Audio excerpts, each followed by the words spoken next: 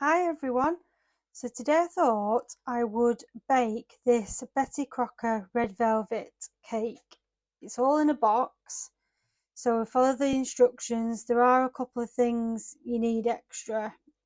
So you can use either butter or oil or water or milk. So I'm going to use oil and milk, and then you also need 3 medium eggs.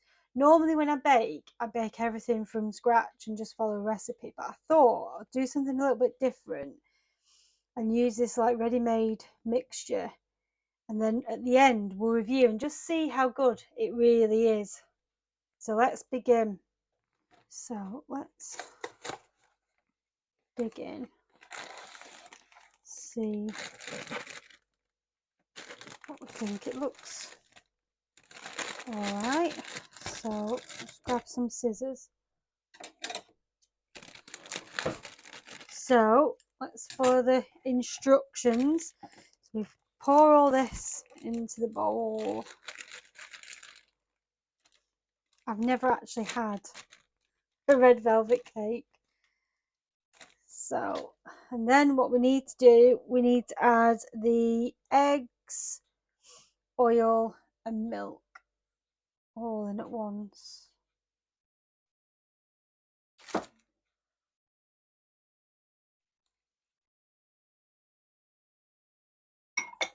And then let's do the eggs.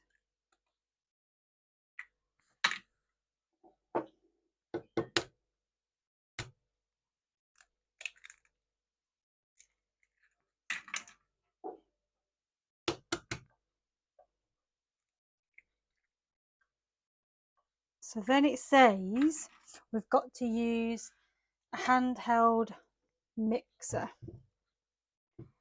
So I hope this doesn't go everywhere. This could be disastrous.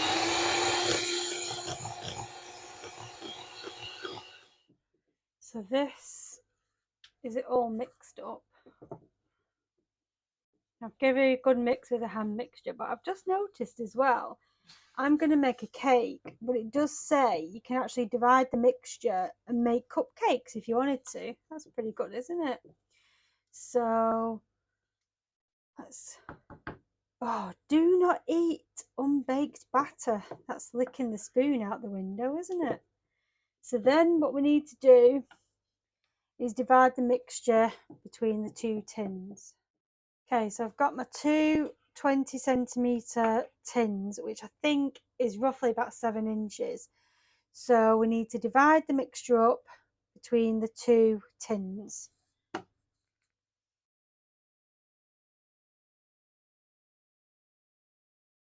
I mean, it looks nice, it smells nice.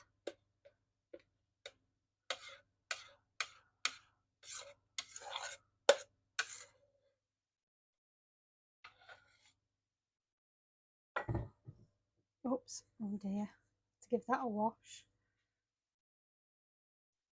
Okay, so divided the mixture up between the two tins. Prior to that, it says to preheat the oven to 180 degrees for fan assisted oven, which is gas mark 4. But if you was to make cupcakes, you would preheat it to 160 degrees.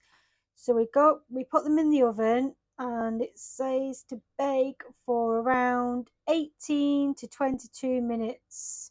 It's pretty precise, isn't it? So let's put them in the oven. Look at these. So these have been baked for 20 minutes. So now what it says to do is we've got to leave them in the tin for 10 minutes to cool down, and then we've got to put them on a cooling rack to cool down completely before we put the icing on them. So once the cakes are fully cooled down, it's time to ice them. So on the box it does say to use rich cream cheese style or velvety vanilla icing that's made also by Betty Crocker.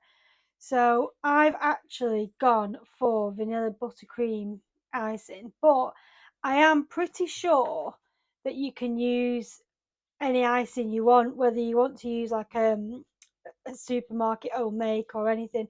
I think anything will be fine. Or if you want to make it yourself, I'm sure you can do.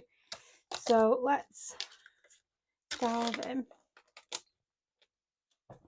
So it's to get a good dollop. Oh, it's lovely and smooth. So it says to put fill out in the middle.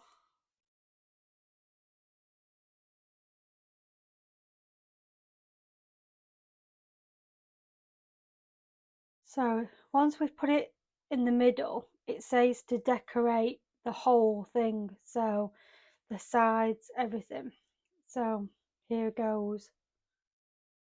So once your cake is fully iced, I don't particularly like loads of icing, so I've just done a really thin layer of icing.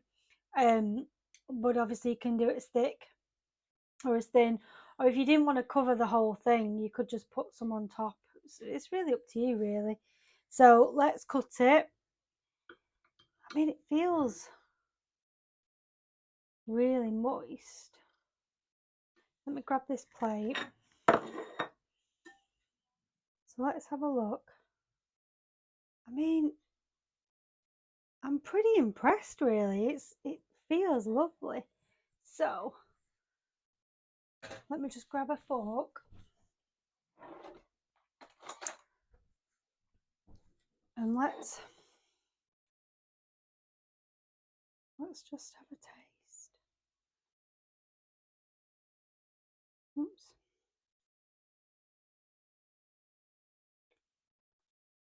Oh my gosh, that is absolutely delicious. I'm really impressed. To say it's all like just pre-made in a box. That is well worth buying and trying. Definitely. And there we have our Betty Crocker red velvet cake. Delicious. I really hope you enjoyed that video. If you did, give it a thumbs up. Also, hit the subscribe button. Thanks again for watching all of our videos, and we'll see you all in the next one.